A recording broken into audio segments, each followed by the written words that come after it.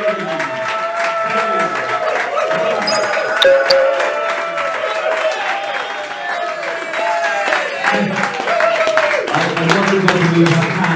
had no expectation you'd have that much laughter. Hello everyone, and welcome to the Propeller sessions. My name is Ben Titchmarsh, and it gives me enormous pleasure to welcome you today for Full Stream Ahead for ad-supported TV. It was also really important to us that we actually ran a hybrid event for a couple of reasons. I hope that if there's been any silver lining from lockdown, it's that a lot more parents have got comfortable with saying, sorry, I can't do that, I need to go and do the school pickup. If you're currently tuning in on a remote link on LinkedIn Live, we get you, we support you, and that's important to us. We also wanted people on both the East Coast and the West Coast to be able to tune in for this. So that's a particular shout out to our clients and friends, but also to our US PR colleagues in Propeller Group, Mary, Justin and Hyru. Appreciate you. So without further ado, I'm going to pass over to Propeller Chairman and also, well, one-man industry legend, Martin Loat, who's going to be moderating the panel. Over to you, Martin.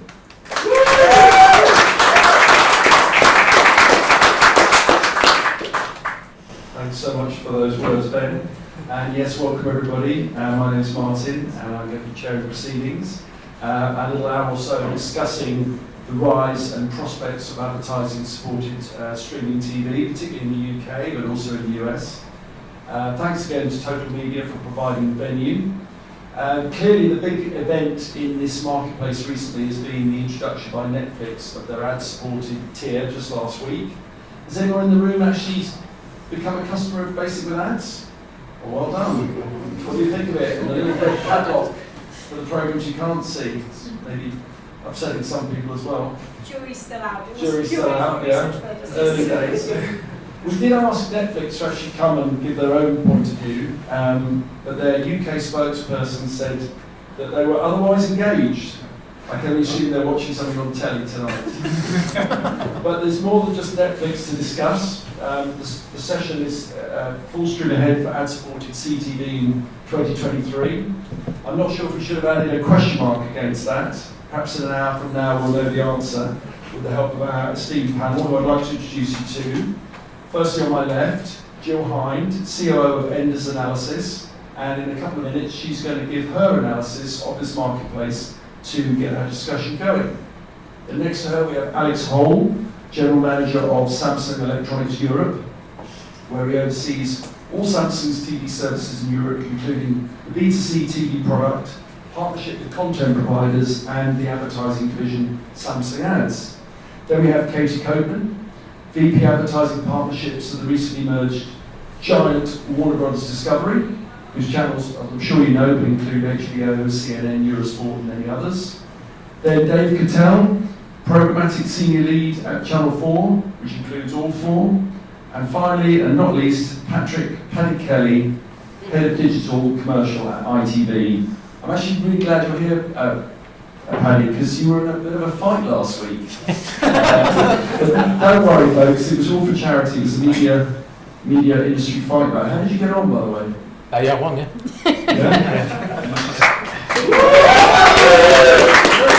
I think you actually changed your name for the evening, is that right? What was your name on the evening? I was sponsored by Paddy Power, so I changed it to Paddy Power Kelly, by default.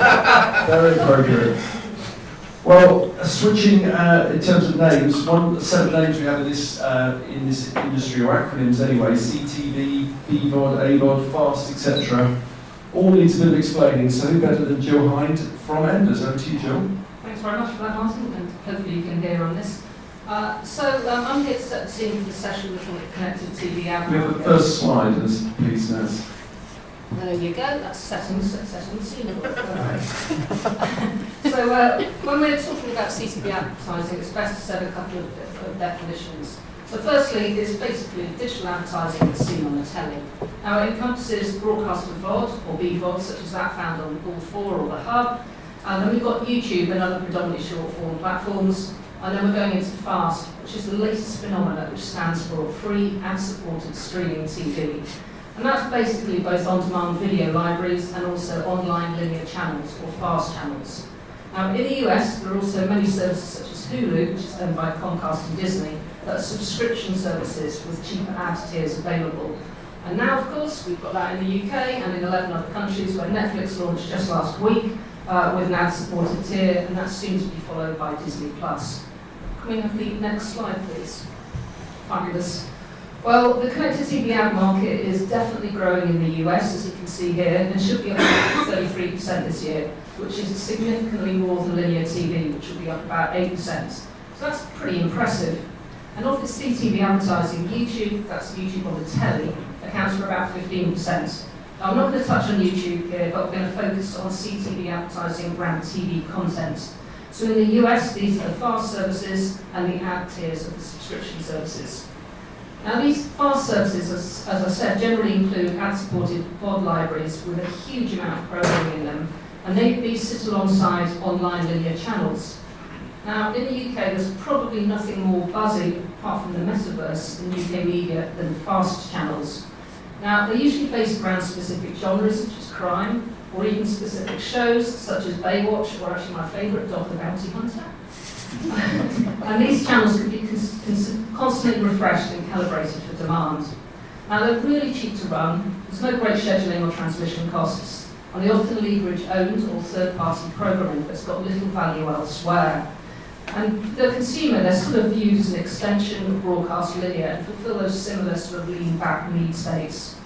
Now, Pluto TV, which is owned by Paramount, who own Channel 5 over here, for those that don't know, is the platform with the most channels, followed by LG TV.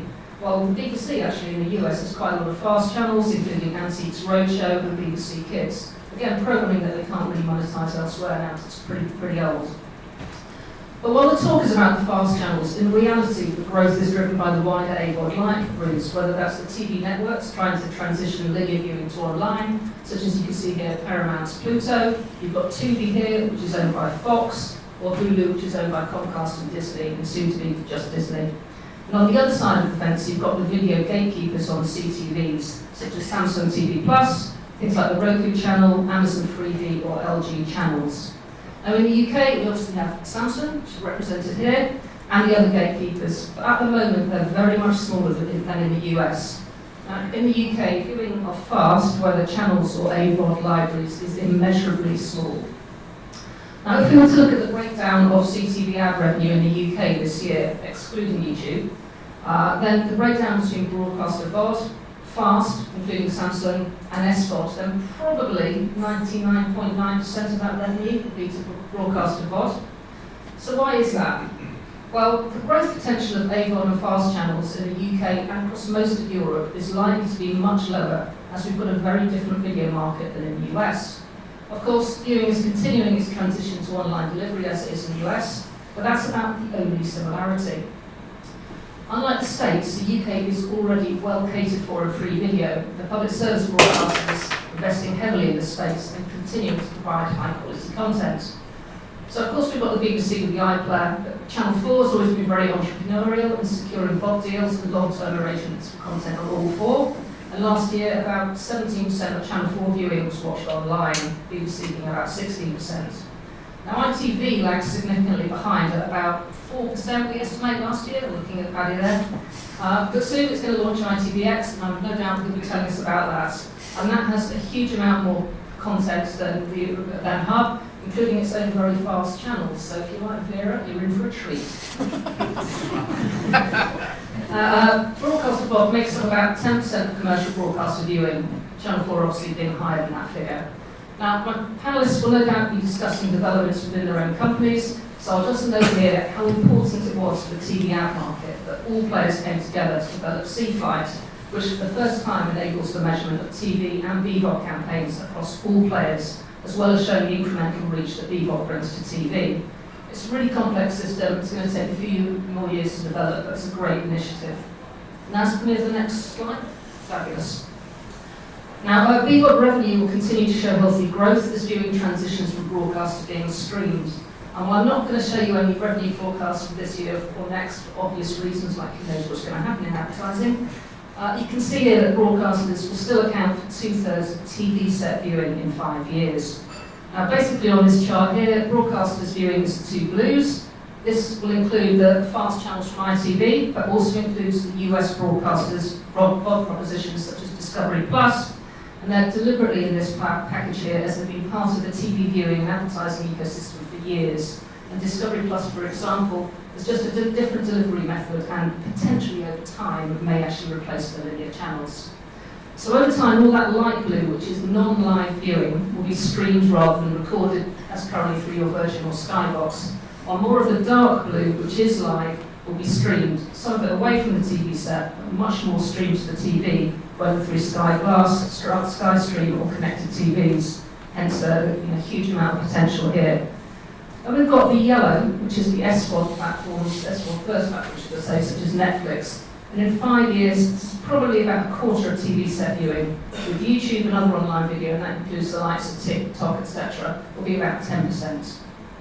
Now our view is that over the next 5 years, while fast and AVOD may make some inroads into the market, revenue will still be very small compared to broadcast and VOD. For instance, Paramount operates Pluto TV, but in the UK this very much seems like a side project compared to Channel 5, My5 and indeed Paramount Plus. Peacock is really a content hub for Sky subscribers rather than a separate service, under the same ownership of course of Comcast. And will HBO Max even launch here, given the licensing deals it has for programming with Sky? Now, finally, there's been huge excitement over Netflix starting to take advertising with the launch in the UK just last week and Disney Plus coming soon. Now, Netflix subscribers can basically have a basic with ads tier that I think 2 people in the audience have, which is priced at $4.99 per month, which is £2 cheaper than its basic tier, so not significantly cheaper, and £6 cheaper than the standard tier. Now, its ad load is going to be about 5 minutes per hour, and the video quality is basically what we call in the UK as SD. So, why did Netflix launch advertising? Well, they had 2 quarters of net subscriber losses, and the problem that they've had in places like the US and the UK, you start to hit saturation points in these key markets. So, how do you actually increase your revenue? You can firstly obviously increase the prices, but you can only do that so often before people start to churn out. Or, on the other hand, you can reduce the churn. And what better way to keep people in, to create a cheaper tier with advertising that these people can spin down to. Okay, the next slide please. Thanks. But the problem that Netflix sort of has is when you keep conditioning people to see advertising as annoying and the proposition itself is worse, with not all the same content, unskippable ads, and only one stream at a time, then the uptake is not going to be huge. Now Netflix themselves have said that the people likely to subscribe are most probably on their basic tier, which we reckon is about 10% of their base, whereas about 3/4 are on the standard tier, where you get 2 simultaneous streams, you can download your programs, and you get proper HD. So, as I say, let's just do the maths. If, say, 10% of Netflix viewing was from ad-supported subscriptions, that amounts to Netflix having about 1% of that type of viewing. Now, its share of revenue will be even lower given its ad load, and surely it's not the most commercially attractive of Netflix's audience. So I think it's great for the market, as it means there'll be more high-quality inventory available within the UK, especially those that are targeting younger demographics, where you've got much higher TV ad price inflation due to the fact obviously declining linear audiences. However, I'm not convinced it's going to be transformational. It's excellent that Netflix has joined Barb, but it won't be for a while, if at all. Advertisers will be able to see what audiences delivered on their campaign, as commercial impacts won't be available. Now, advertisers want to understand the incremental reach and frequency that Netflix and other CTV can deliver above and beyond their TV and BVOD campaigns. So until this happens, how much will CTV grow above and beyond broadcast and VOD? Gill, thanks very much. Very interesting point.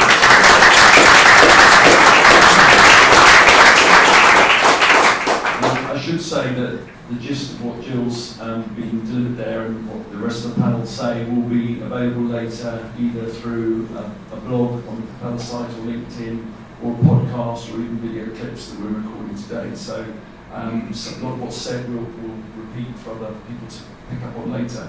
I'd just like to start by getting the panel's initial reaction to what you said, and then get into specific questions in a minute. But Alex, do you share Gill's views? On the whole, yes, I think I do. I think that we're probably measuring or taking a snapshot of Netflix's influence as of today. It'll be very interesting to see how much of that content is monetisable through advertising 12, 24 months out from here. Our own data suggests that you've seen, and you referenced that over 5 years, the SVOD growth has been phenomenal. We've just launched a white paper literally last week that looks at the number of Samsung TV devices. We have 50 million across Europe. We have like first-party, real-time, deterministic data that is producing those signals. And what we've seen in the last 2 years is that the number of devices as a percentage are only streaming. That's no linear activity whatsoever. It's grown from 19 to 23%. So there's an audience there that's very hard for advertisers to reach. The second thing is if you then look at live linear TV viewers on our devices, that's probably another 20-25% depending on which territory in Europe. So suddenly you've got a base of almost 50% of viewers or TV devices are watching less than 3 hours of linear TV a month. And that's a challenge for advertisers. So when someone like Netflix enter the market, they've got 220 million subscribers, I believe, globally. They invest more than 15 million in content. And it's an audience that advertisers have not been able to get to. So I would suggest that whilst today we've got 2 people in the room who are subscribers, that we may find that change over time. I'm deeply optimistic about the impact that will have on the TV industry. I also feel that it won't be attritional to TV ad revenue. It's probably going to be additive, and who knows, we could start to take share from other platforms. So advertisers typically gravitate to audiences, and you'd argue that Netflix have quite a compelling audience to go after. Positive view. Katie, what's your take on it then? I think it's quite reassuring actually, because for those of us who have been in that kind of traditional pay TV environment for a long time, we've always relied on at least having 2 revenue streams. Content is really, really expensive, and so that kind of reliance and an over kind of statement that Netflix had around the fact that subs would be enough, we know it's not enough, right? You have to have both subscription and advertising. So it's quite reassuring to know the model isn't broken and the kind of people are coming back a little bit. I think serves me right for not having time to read your notes properly, Gill, sorry, but actually Discovery Plus does have an ad-supported tier in this market. We're the first kind of SVOD service that launched that, global SVOD service that launched that back in March. So I think what's going to be interesting from a Netflix perspective is it's really challenging environment to try and deliver ads into. Because someone is paying, that ad experience has to be really, really good. We can't have ads crashing into content, we can't have high frequency, we have to have decent targeting, because otherwise someone's going to be really pissed off that they've just spent $5.99 and they're getting a really shit ad experience. So I think that's something that's going to be interesting to see how that kind of rolls out. But yeah, that's initial observations. What's your initial reaction, David? I think I agree with what Katie and Alex said. I would probably hone in on the slide that showed the steady decline in live viewing on TVs for about a 12-year period, basically, and try and comment on that a little bit. I feel like it's one of our jobs to do that maybe a little bit. So, yeah, is that all right? So, I don't know, can we go back maybe a couple of slides instead, Naz, or maybe 2, or maybe one more, thank you. Yeah, so, one of the good things about 12 years decline is that you do at least have plenty of time to think about how you're going to address it.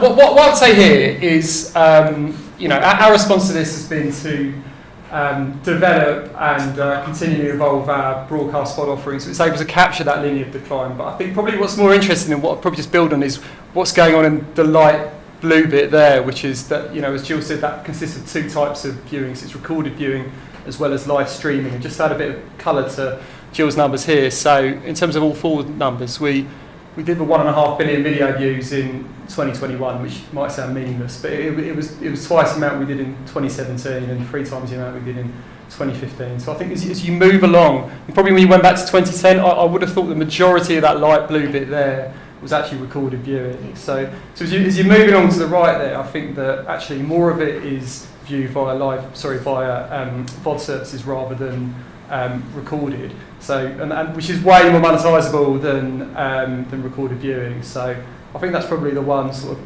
slightly defensive take that I'll probably make on everything. But Yeah. Yeah. I've been eating your material there, but No, don't worry. Paddy, yeah, what's your take on Gill's analysis for now? To build on that, some of that blue viewing, we actually we tested in dropping the entire series on ITV Hub to see how that would impact PVR viewing. So that's like recorded on Sky that you fast forward, and it actually squeezes that viewing. So therefore, there's a great commercial opportunity. So exactly to your point. Generally, I agree with it largely. I think the Netflix is a lovely service, amazing content. I think they're doing it quite well. Okay, CPMs seem high, but again, the ad load is low. So there's that balance and trade-off. I think this feels like a response to share price, in that it drops by 80-some% because you mentioned they lost subscribers. They've since bounced back a bit, which I don't think at that price they're necessarily going to monetize that effectively. That's not going to plug the gap in terms of the revenues and their profits, certainly. So, within ITV we have a TV to monetize that content, and we spend over $1 billion on it. TV to monetize that content as well as a catch-up service. Now we're changing that to ITVX to make it perhaps more digital first, but a very serious challenge for Netflix to be able to monetize that to an effective degree to be able to then fund the rest of their content they're doing globally. I think there was a US stat that actually said, I think this was Scott Galloway, so it's not me, something like $3,000 per household is being spent on content in the US. Now, okay, some of that's going to be global.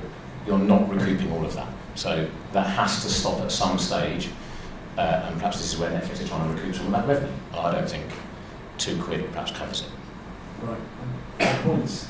Just going back to Alex with starting a range of specific questions. Oh yeah, we've got to share the microphone. I'll be asking the audience if they've got any questions in a few minutes as well, so start getting those ready, please. So you've had quite an upbeat take on the arrival of Netflix, but Gill also mentioned the fast channels and the growth in the US, but the growth potential being lower in Europe. Possibly because of the public service broadcasting quotient we have over here. Would you share that view, or do you see that differently? I think we see that slightly differently, and that's based on the data we see from our devices. So we launched Samsung TV Plus just a little over 2 years ago, initially in Europe, as in EU5, and now that's in 16 territories. We have over 1,000 channels across Europe, and we're seeing month-on-month increase in terms of the usage of Samsung TV Plus. That's our fast service, and it's integrated into every single TV that we've sold, and backdated to 2016. So it has a meaningful scale. Why I have a level of optimism, and maybe counter to some of the folks on the panel around Netflix's influence, is just, it is the talk right now, a huge PR, and the industry seems to be, this is the one conversation at this moment.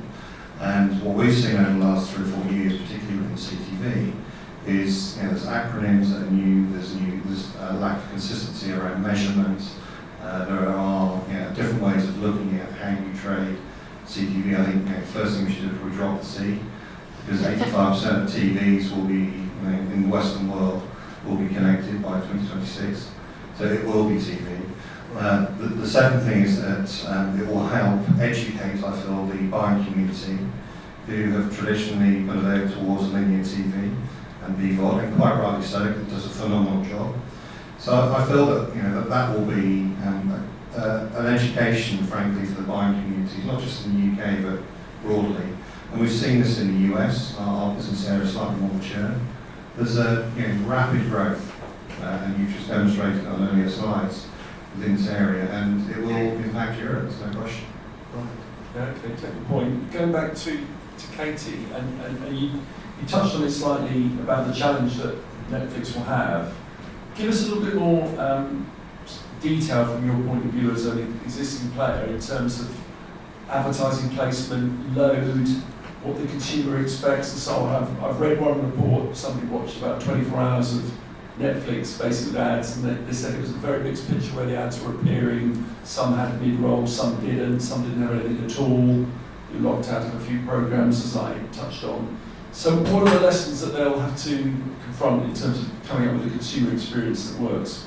Yeah, I mean, I think part of the problem that they will have is that obviously there are a lot of Netflix originals that were never created with an ad break in mind. So that's why therefore some content will be loaded up with a whole bunch of pre-rolls because they actually don't have anywhere to put the ads in that content. And then they also have partner content that they don't have the rights to put any ads into. So that's kind of what's also causing them some problems. And I think it's just, I think as I said before, it's about getting, you've got a very short ad break and you just need to make sure that it's really high quality. And I think we have an opportunity, and that's where targeting comes in. More, all the data you have around the kind of content, so you can do more around, the right environment. That I think that's not the kind of thing that they're offering buyers at the moment. So that they're not making the most of the opportunity, I would say, at the moment. And actually, we've got some insight into what Disney is saying about what they're going to launch, how they're going to launch, and they're saying that there's certain content, premium content, that they just won't run ads in. So it's just, I agree, it's helping increase the noise around alternatives to some of the kind of longer running B2B services, which are great. But I think it's probably not going to help simplify what is already an incredibly complex and hard to understand environment for buyers and advertisers who just generally want to extend the reach of their linear campaign. But anyway. I think you could run a whole channel just explaining the acronyms in the market. Yeah. But on this point, going on to Dave, on making noise in the market, can you talk to us a little bit about the pricing? Because there's been some publicity about Netflix going in at very high cost per thousand compared to the existing market. Is that them just flying a kite, or is it going to be a case of floating all boats for everyone? Yes, I mean, so the CPM I've heard or read is £50, which, maybe that's rate card, maybe that's what, maybe certain agencies are getting a discount versus that. But, let's go with that. I mean, first of all, I'm a massive supporter of agencies paying £50 CPMs for premium long-form video content full time.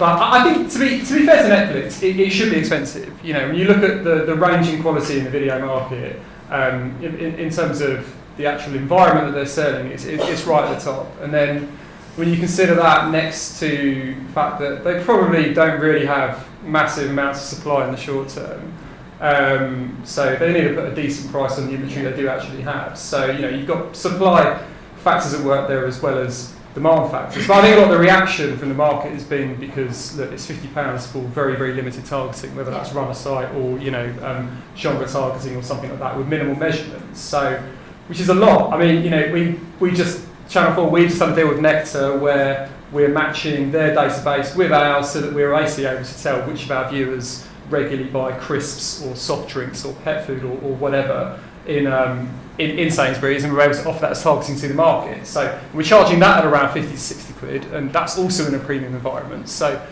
I think, in terms of where Netflix will go with this, I think once the excitement from advertisers with being able to put their ads in Netflix has worn off, and Netflix becomes a more sort of business as usual line on a plan, I think they're going to need to evolve their targeting and measurement offering massively if they're going to continue to get £50 CPMs. Okay, thank you. And a question for Paddy.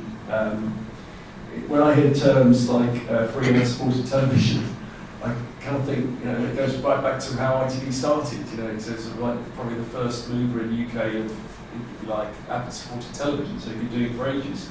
On the point of measurement and proof of audience delivery, and perhaps talking generally, not just Netflix, in this marketplace, is it possible to give advertisers the level of granularity they want about the audiences they are reaching in the demographics, or is it necessarily more broad brush? An excellent question. Look, to build on, can we move the slide on as well? It's a bit depressing. I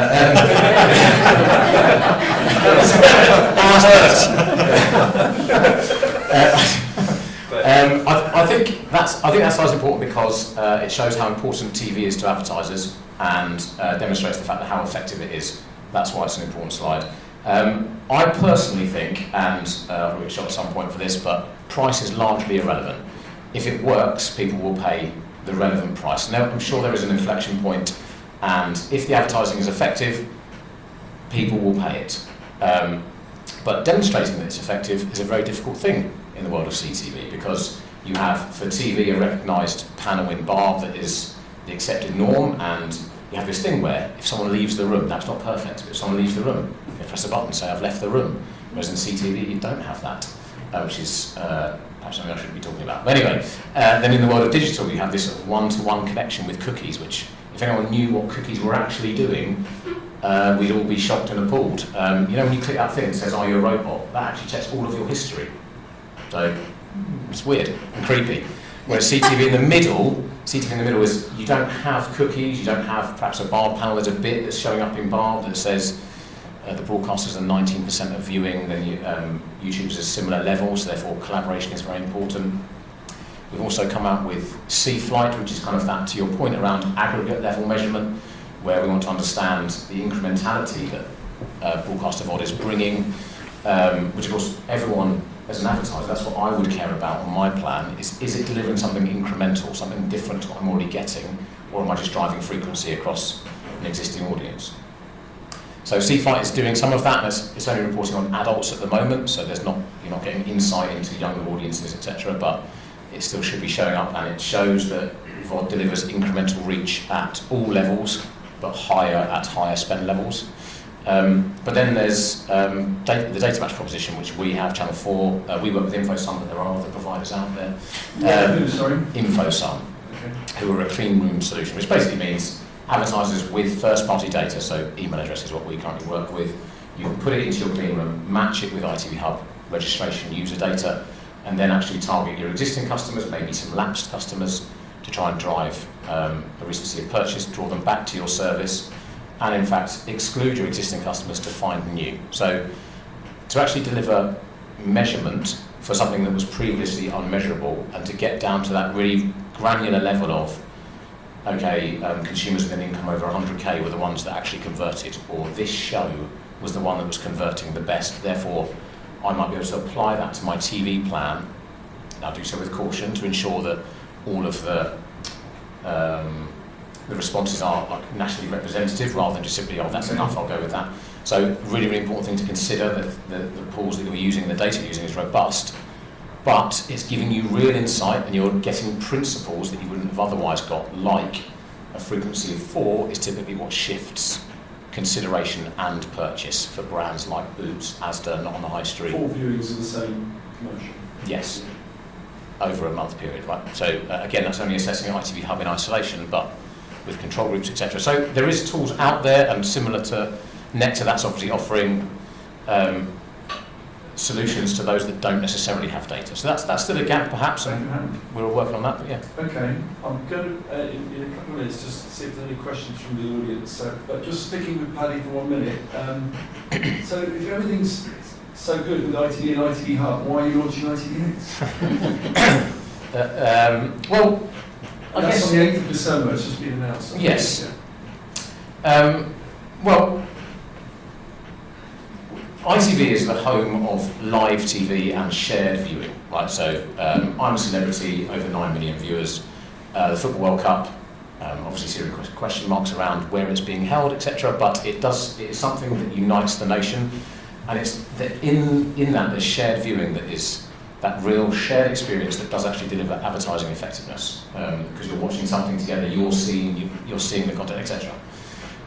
We recognise that consumers want to watch content when they want to watch it, and let's be honest, ITV Hub is currently a catch-up service, which is fine. It's absolutely fine. It does fantastic numbers, really good reach, but we recognise that the market's changing, and we want to be able to offer consumers content when they want to watch it, and we want to invest further in that area because we recognise that consumers are going that way. So as you'd expect, there's live TV, but also fast channels as another way of commercialising content, and perhaps to a TV buyer, there are typical EPGs. You have that longer, I suppose, list of TV channels where if you're not sure what to watch, there's something recommended. There's also content deals that we've done with Warner Brothers, Discovery, Marvellous People, as well as our ITV box sets, so they're lasting for longer on the service, so kind of around 12 months rather than perhaps a typical 3. We also have films on there, so over 500 films at any one time. So again, much more of a destination. The thing that's perhaps step changing it, I would say, is the fact that we're commissioning a so over 100 million quid's worth of additional content on the service, where we're doing an exclusive every single week for the next 60 weeks. So there's a reason for us to market the service, and actually there's a reason to return to the service for the next 60 weeks. So genuinely really high tier content, which also means we can commission different content. So ITV, you wouldn't necessarily go there for comedy, unless you're a fan of Jonathan Ross, whereas now you could. So that's kind of why we think consumers will come to the service. The other bit that, from a commercial perspective and from a user experience, is the search is terrible currently. We're going to improve that. They're going to have user profiles, so again, you have a custom experience. So in my house, Paddy, Lucy, the kids, and therefore because of the depth of content, so going from 4,000 hours to 15,000 hours, there's a reason to have a profile. So again, a totally different experience, hopefully to reappraise that during the World Cup, which is a huge marketing opportunity for us as ITV, because it brings in lighter viewers for TV generally, but also to ITV. So Right. I think that was the question. Very good rundown. Thanks Yeah. so much indeed. That's quite right. Commercial, in fact. Have we got any questions in the audience, please? I've been sitting on some. Right, well, I'll press on. Dan Oh, has- sorry. You did slow there, Dan. Dan, can you say who you are and where you're from? For those that don't know. I'm Dan from 16x9, predominantly video-based media agency. And do you think one of the issues as an industry is we focus on these broad numbers, and I do buy into all the stuff that you kind of said, but they'll be also quite different for 16 to 34-year-olds against sort of 55 plus. And bearing in mind those sort of 55 pluses have the majority of the spending power, and also are driving the ageing population, of which is one of our other issues, which is not talked about in this country. Do you think as an industry we're still focusing on broad brushstroke numbers, and we get overexcited by Netflix? I'm like, Netflix. There's enough other, in reality, there's enough. As I say, I'm a linear TV viewer. Channel 4 and ITV have got great content. There's plenty to watch.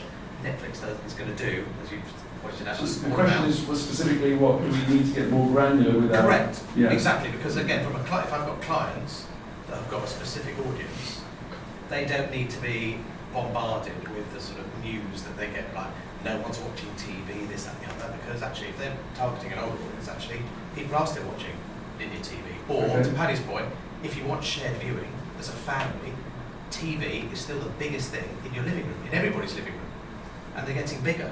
So, that needs to be capitalised. Do you want to sit here, Dan? He's got things to say. Who would like to take that one? Someone else up in Meeks, I've spoken. Well, Granular all I wanted to say is I can't remember the stats, maybe Jill can remember the stats, but more recently, though, we are seeing over 55s, like everyone is now into, aren't they? Yeah. So serving up. Yeah, I mean, we look at this by basically by individual age groups, and up till last year, you're seeing the over 50 or over 65s watching as much TV as ever. In the last couple of years, obviously, there's a bit of a bump in COVID, but actually what we're seeing now is the 45, 54s are starting to get quite severe downturns in actual their TV viewing, which is actually getting a bit worrying. It's not just the 16-24s or 16-34s, it's actually going up those age groups. But you're right, there's clearly, the population is ageing. The reason actually it doesn't look that bad, that chart, is because of all those 65 pluses that we're having hated. All those 65 pluses continuing to watch a huge amount of TV, and they'll continue, they are unlikely to go towards Netflix or YouTube or anything like that. And this is probably why Paddy should actually answer this question, because that's ITV's homeland. Do you want to go at that, Paddy? Yeah, sure. It's interesting, though, that when we say that young people don't watch TV so much anymore, and then the antidote to that is, well, they will when they get older and they're knackered after work and they've got kids. But your latest point is that the lack of viewing is creeping up the age spectrum, so that is interesting to know. Paddy, what would you say on that? And we'll come to Alex. Yeah, perhaps TV is structurally challenged, right? And therefore, to your point, that it's not something that people... Linear TV? Yes. Through an aerial. Sorry, that's all I was going to say, right? Yeah. They're still watching TV. Yeah. They're just watching it in another Yeah, way. just Watching it differently, right? Yeah. Yeah, you heard that. I was going to summarize, but I couldn't. You said it better. Anyway, look, I think perhaps linear TV is structurally challenged, whereas TV in all its forms is less so, and ITVX is our response to that. It's a reason to draw people to that, to reappraise our content, to draw people to the platform so they can see actually what's on offer and therefore watch it accordingly. I think, TikTok is a mesmerising place. I've taken myself off it because crikey, I'm not grown enough to have an app on my phone that I watch that long. And you walk away going, what was that about? So for an hour. Anyway, so I think there's going to be a reappraisal of our service, hopefully, and we're reacting to that perhaps structural challenge to try and put more content out there for those audiences. Alex, do you want to get in there? Thanks, Paddy.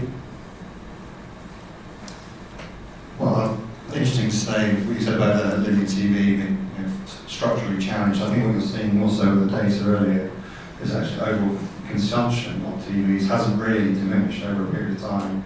It's really clear that audiences are just going elsewhere. And to answer your question, having said we should remove the C of CTV, the upside of that is that we're obviously able to use finite targeting. We just concluded a relationship with Experian, where you're able to use target demographically across our platform, which in theory would answer your question. We also know that from a Samsung perspective, 50% are watching less than 3 hours of linear TV every month. So whilst it may be a challenge for the linear side, it does present a real fundamental foundational challenge for advertisers because it's so fragmented. And that's why we need to educate. That's why we need to have consistent measurement, attribution, and consistency, so we can help you and your partners basically extract the most value from all the platforms. Any other questions from the audience at this stage? Ooh. What do I say? Gentlemen in the front, please. Just yourself there. Oh, right, okay, no mind. Loud as you can. Who Okay, are I'll you try from? for the people in New York. So my question is more Name around... and name and company, please. Oh, sorry. Anthony Lawson from Activision Blizzard Media. My question is more around, you talked a bit earlier about European broadcaster, European market being slightly different. You talked, Dave, about the Netflix content budget for a year being 15 billion. Like, European broadcasters are never going to be able to compete with those content budgets. How do we think European broadcasters are going to survive in the next 5 years when we look at what's happened with lots of other local media businesses, whether that be print, whether that be other businesses who struggled in that space? Where do we think European broadcasters are going to be able to survive and compete, or do we think we will be overrun with global content that we can't really compete against at a local level? So again, it's like a structural question. Could you, Certainly. It's a really interesting question, and we work with PSPs, we work with everyone here very closely, and we have relationships where it's all about prominence and ensuring that their services and programming is either through advertising or through placement are elevated to our consumers and device owners. Across Europe, that is replicated, and the PSPs have a very strong relationship with us and other TV manufacturers to ensure that they can still promote their content in the right, appropriate way. As a TV device manufacturer, our sole job is to aid discovery. We've just heard around the proliferation of apps. There are more coming.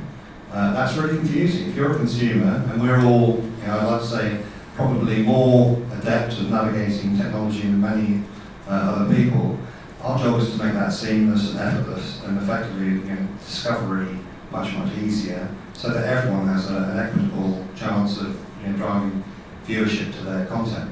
But it is a challenge when there's so much fragmentation. Jill, would you like to come in on that? There seems to be some more questions to take. Yeah, so clearly it's tough, you're competing against not just the likes of Netflix, but Disney, etc., for the content spend. But, the broadcasters are well aware of this, they've been doing this for years, they're sort of basically doing a lot more co-production, so they're going further with the money they're spending, so they'll be doing the production of maybe RTL or whoever it might be, as well as obviously with Netflix or Amazon Prime. But actually you've also got to think, what does the consumer want? Now, viewers actually like watching stuff that's really relevant to them. So you might have a Squid Games or something, which is fabulous, I loved it, but at the end of the day, it's not that relevant to yourself, whereas actually all of us here, probably most of us here have watched a bit of I'm a Celebrity. People like watching content that is relevant, and of course then you've got obviously the big national moments, whether it's the Olympics or World Cups or whatever else is coming on.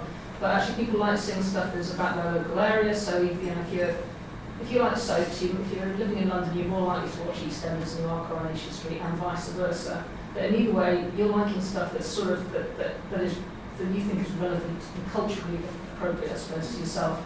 Sense of humour, we're very different from, especially the States or whatever, like similar elsewhere. So and you get that replicated across the whole of Europe. So it's not all doom and gloom for these broadcasters, and there's going to be a huge amount, all that live stuff that people are watching. There's a lot of that people are going to continue to want to watch, and that's really going to be provided by the local broadcasters, because it's not in Netflix's commercial interests to make 100 different shows that are basically the same thing, all related to, like an equivalent of I'm a Celebrity. They're not going to do 100 different versions of that. So there's still a lot left for broadcasters, probably. Okay, thanks for that. Can I just add that owning a studio is a very good idea, so then you could sell to them and monetise that accordingly. So you create UK content and resell that across other markets. You then commercialise that whole thing. You're benefiting from this significant investment in content. I think it's one of the less than There's a hand at the back, gentleman in the blue top there. Yes, Alex Amazon Ads. Could you, sorry, we don't have Speakerphone speakerphones. so Alex Craven, Amazon Ads, working with streaming products. So question for the group. We spent a lot of time focusing on structural differences and change, less so on the opportunity. It'd be really interesting to hear from the group around how they see things like creative optimization, like retail media, like outputs, like how your respective businesses looking at the best of both digital and linear together, like scale and creative. So how do you see that coming together? Because you're from Amazon, you're particularly interested in just generally more the retail. we have. I am, but it's less interesting for the group. But it's more. It's more that we're focused on structure and change, and less so the opportunity and the benefit that brings to brands in terms of opportunity. It'd be interesting to see how the group see. Who would like to take that one? Can you have a quick go, Alex? And Yeah, sure, sorry. So I'll talk from Samsung's perspective, and we work with many content providers and app developers to promote their content and programming across what we call native placements. So that's advertising that's working into the user experience as you fire up the TV. And I believe there's a stat knocking around that you spend 9 minutes choosing what content you're going to watch. We help that process, and we work with a number of advertisers across that. So, and they're fairly innovative formats. And then in addition to that, we then have formats within Samsung TV Plus, which are pretty much similar to all the other spot buys that we've discussed today. And that's all underpinned by our ACR data and other device level data, so that you can do really bespoke targeting based on what apps have been opened, what programming has been viewed on linear TV, and then linear reach extension, which is the critical piece in some ways, to be able to add incremental reach to the linear TV campaigns that most advertisers are using. So we're complementary to a lot of the linear activity. David, would you like to go at that? Yeah, sure thing. So where Channel 4's at in terms of the innovation piece in a minute is we're really trying to develop our targeting capabilities through forging great data partnerships with other partners like Nectar, but moving on from there. I mean, to Paddy's point earlier about how the question around price is irrelevant, but actually a price conversation quickly becomes a value conversation, which quickly becomes a measurement conversation. So we're actually in the business of working with the likes of Nectar and other similar shopper data providers out there to be able to offer the targeting, but there really is a ceiling on how much you can charge for targeting if you're not able to offer the right measurement that goes with it to see if it was actually worth it or not. So I suppose closed loop solutions basically, where you can say, okay, you're going to target people that previously bought soft drinks, did they then go and buy it, or people who bought sun cream and boots, did they then go and buy it 6 weeks later. So that's where a lot of our focus is at the minute.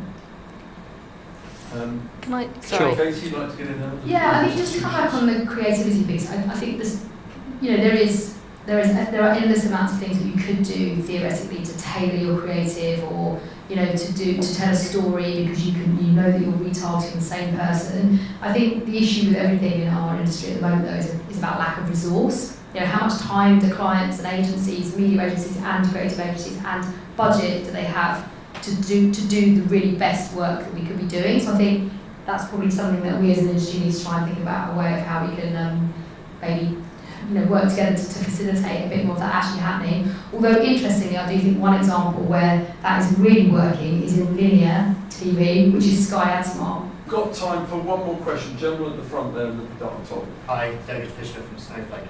I just wondered if people think there's 100 billion being spent on content too much globally, right? That it's not sustainable. You're all building services which are expensive in terms of engineers. I saw Warner Bros. Discovery, hundreds of engineers building services, and that's happening everywhere. How much is this sustainable, this engineering resource, this content spend, and where do you think it actually all flushes out? Another question of sustainability and Not really about Well, no, of the business model. Of the business model. business model. Yeah. David, you got the microphone. Very conscious of that, yeah. Don't waste energy. I do, don't I? Yeah. I apologise. There's a sustainability lead at Channel 4 who would be able to give a very qualified answer to this question, but I'm unable to do Yeah. that. So. Although, yeah, I get one. I mean, you very nicely handed me a question on a plate, David. Thank you for that. I mean, it is one of the reasons why we merged with Warner Media and with BT Sport, because what we began to recognise as a more niche product, which Discovery Plus is at the moment. It's kind of more of a companion. It's something that probably someone has individually rather than as a family, but that probably isn't sustainable in the long run. So that's why we have come to the conclusion you need to be in the top 3, as our big boss says, and he says, and I don't need number 3. So as far as we're concerned, yeah, we want to be 1 or 2, and that's why we are investing. Because there's this belief that maybe you can't sustain as many services as we currently have, but it's quite early days, so who knows. Sorry. It's okay. Just trying to communicate with other panelists. Go ahead. That's all right. I know I wasn't looking at you for being rude, although obviously. I was looking at you because I'd come to the end of my point. Well, we are coming to the end of the session, so Gill, I'd love it if you could just provide a little bit of a reprise of the conclusion. Has anything been said today that's changed any of your opinions? Thanks for giving me the last word. It's always welcome, isn't it? Anything that's changed my opinions? I think probably not. I think I found out a bit more about Samsung and Samsung's intentions within the market. But I think at the end of the day, that sounds really naff. Sorry, I'm not going to say it at the end of the day. I apologise for that. I think what we're seeing is that a lot of this comes down to what the content is, whether that content is advertising or the programming around it.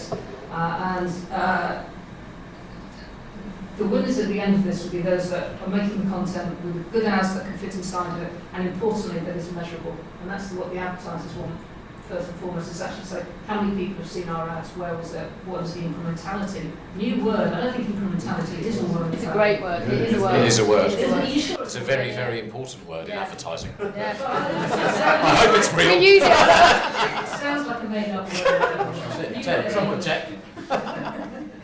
So that's good. I got a sense from some of the data you showed earlier on and the discussion. Is there a kind of convergence going on? Because some of your charts said, well, it's TV by whatever method it's delivered. Obviously, we've got television sets, we've got computers, we've got mobiles, we've got new devices coming. Are the divisions that the industry seems to have between BVOD, AVOD, and so on, and FAST, are they sustainable in the mid to long term, or will we see everything just come together as effectively screen content with commercial opportunities within it? There's a huge difference between a telly that size in someone's house and a phone that you're watching it on. And therefore, for the likes of something like sort of TikTok that my kids are absolutely obsessed with, that's fabulous on that. You're not going to watch it on the big screens. So when we're talking about the long form content, whether it's films or whether it's series or whatever, then it's all going to sort of, it will still come back to being on the TV set as the most important place. Who's delivering that? So of course we did have that chart that these chaps here don't like about broadcast, and that's looking at long form programming. The point that they're trying to do, and probably Channel 4 is doing probably most successfully just because it's got a younger audience on these people at the moment, is actually making content for those people that are less likely to be watching the Channel 4 programme or ITV programme that as was, but creating content that is ITV or Channel 4 content for people to watch on the other screens. So bringing those people in with different types of content to bring them back into the TV thing at the end of the day. I said at the end of the day, I apologise. In a different context. In a different context. At the end of the day is probably the end of the day. So it might be a good moment to end on. I'd like you to join me in a minute. I'd love to thank the Propeller team, Ben, Naz, Mel and the others who've helped put this together. Thank you so much for your help. Total Media, a client of Propeller Group, to be our host venue, and to the panel, Jill, Alex, Katie, David and Paddy, thank you very much indeed. Thanks everybody.